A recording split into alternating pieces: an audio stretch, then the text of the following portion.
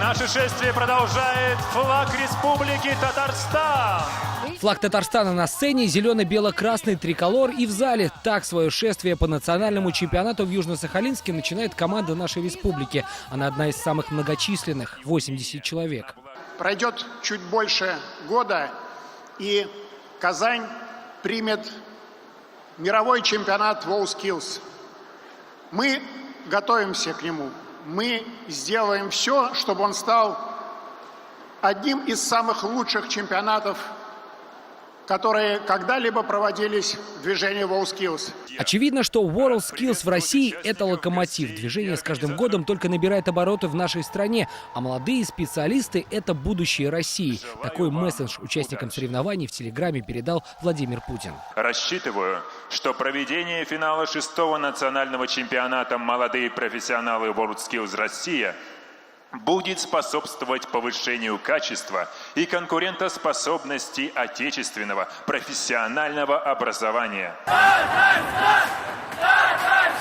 Всего в соревнованиях примут участие почти 1500 конкурсантов и экспертов по 62 компетенциям. Молодые профессионалы уже сегодня думают о первом соревновательном дне. Он стартует завтра. До церемонии татарстанская команда успела ознакомиться с площадками и заданиями. Задания сложнее, чем было на отборочных, поэтому придется немножко попотеть. Надеемся, что все трудности преодолеем и получим нужный результат. И, конечно же, приедем с медалями. Национальный чемпионат начал бить рекорды, еще не начавшись. Впервые в нем примут участие молодые профессионалы со всех регионов страны. Кто-то из них может оказаться в будущем году и в Казани. Презентация домашнего мирового чемпионата стала украшением церемонии. Радость жизни умножает наш почет гостя. И летит по разным странам радостная весть.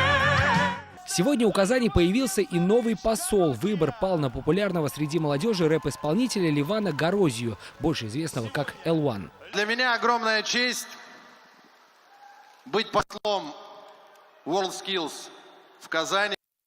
Это большая ответственность, и я сделаю все возможное и невозможное, чтобы все гости, которые приехали в нашу страну, узнали о том, что мы гостеприимные, уверенные и крутые молодые профессионалы, которые достойно представляют нашу страну. Красочное шоу завершилось. Впереди 4 жарких соревновательных дня.